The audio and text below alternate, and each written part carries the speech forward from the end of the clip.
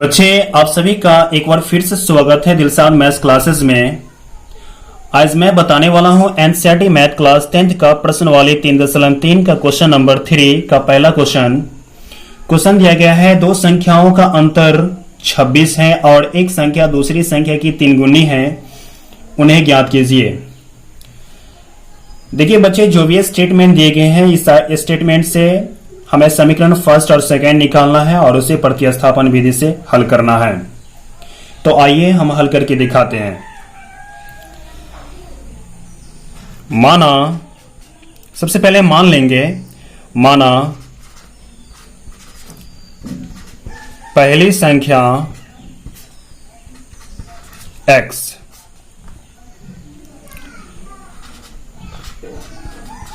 दूसरी संख्या y। अब चलेंगे प्रश्नानुसार, प्रश्न में जो कह रहा है वही करेंगे।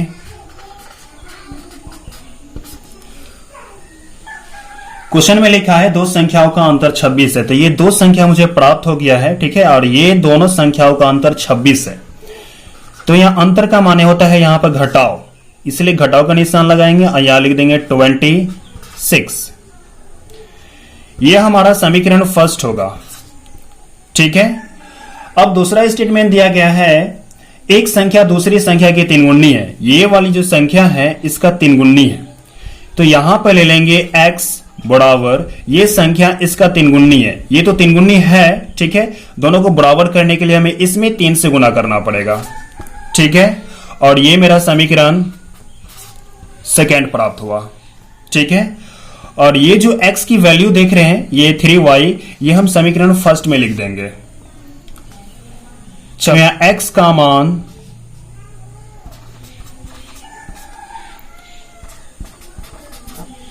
समीकरण फर्स्ट में प्रतिस्थापित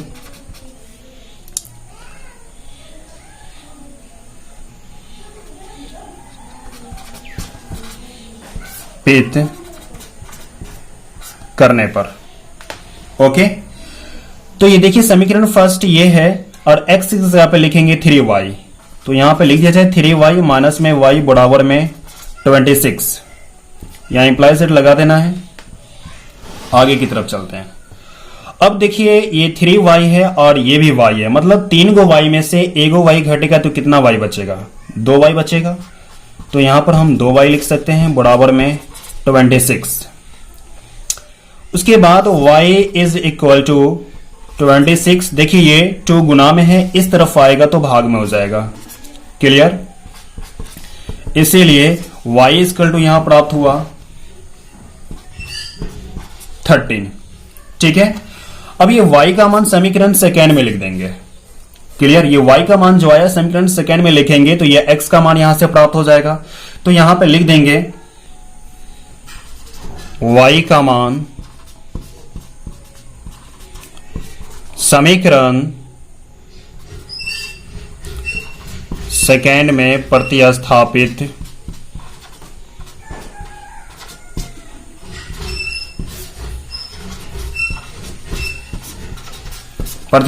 करने पर, ठीक है। तो समीकरण सेकेंड दिया गया है x बराबर 3, y की जगह पे लिखेंगे 13। यहां x बराबर 13 या 39। देखिए यहां पर x का भी मान निकल गया और y का भी मान निकल गया। अब यहां पे लिख देंगे अतः पहली संख्या 39, दूसरी संख्या 13। बच्चे यहां पर पहली संख्या इसको ही मान सकते हैं, पहली संख्या 39 को ही मान सकते हैं, ठीक है। अब आगे की तरफ चलते हैं। यहां पर मैंने लिखा है, माना पहली संख्या x लिखा है और दूसरी संख्या y लिखा है, ठीक है। यहां पर आप बड़ी या छोटी संख्या भी मान सकते हैं। क्वेश्चन नंबर 2 दिया गया है, दो समपूरक कोनों में बड़ा कोण छोटे कोण से 18 डिग्री अधिक है, उन्हें ज्ञात कीजिए। तो आइए इसे हल करके दिखाते हैं। देखिए बड़ा छोटा कोण की बात है तो यहां पर हम बड़ा छोटा मान लेते हैं। माना छोटा कोण x डिग्री और बड़ा कोण y डिग्री मान लेते हैं। अब चलेंगे प्रश्नानुसार। तो प्रश्नानुसार में लिखेंगे यहां पर, देखिए दो संपूरक कोण दिया गया है। दो संपूरक कोण होता है क्या, सो देखिए 90 डिग्री से एक कम कोण और एक 90 डिग्री से ज्यादा कोण, दोनों को जोड़ करके अगर 180 डिग्री आ रहा है तो वो संपूरक कोण कहलाता है। ठीक है, तो यही ये कोण है कि इन दोनों को अगर हम जोड़ते हैं, अगर 180 आ रहा है, ठीक है, तो वो संपूरक कोण है। लेकिन क्वेश्चन में कह रहा है संपूरक कोण, तो संपूरक कोण ये है। चलिए तो इसको x प्लस वाई कर लेंगे तो मुझे 180 प्राप्त होगा। कहां से, क्योंकि ये संपूरक कोण है। क्लियर, ये मेरा समीकरण फर्स्ट हुआ। अब दूसरा स्टेटमेंट दिया गया है, छोटा कोण से 18 डिग्री अधिक है बड़ा कोण। ठीक है, बड़ा जो कोण है छोटे कोण से 18 डिग्री अधिक है। क्लियर, तो बड़ा कोण ये है और छोटा कोण वो है। ठीक है, ये जो 18 डिग्री अधिक है तो 18 डिग्री इसको अधिक नहीं करके यहां पे y और x ऐसे लिख सकते हैं। अब यहां पर ध्यान दीजिए कि ये बड़ा कोण है, ये 18 डिग्री अधिक है। बराबर करने के लिए हमें इधर पूरी 18 जोड़ना पड़ेगा। ठीक है, ये मेरा समीकरण सेकेंड हुआ। क्लियर, अब देखिए इधर कोई 18 जोड़ सकते हैं, चाहे इधर कोई 18 घटा सकते हैं, तब दोनों बराबर हो जाएगा। चलिए ये y का मान जो प्राप्त हुआ है समीकरण फर्स्ट में लिख देते हैं। क्लियर, यहां पर y को फ्री नहीं करना पड़ेगा क्योंकि y पहले से फ्री है, इसलिए y का मान समीकरण फर्स्ट में रख देते हैं। तो यहां पर लिखेंगे y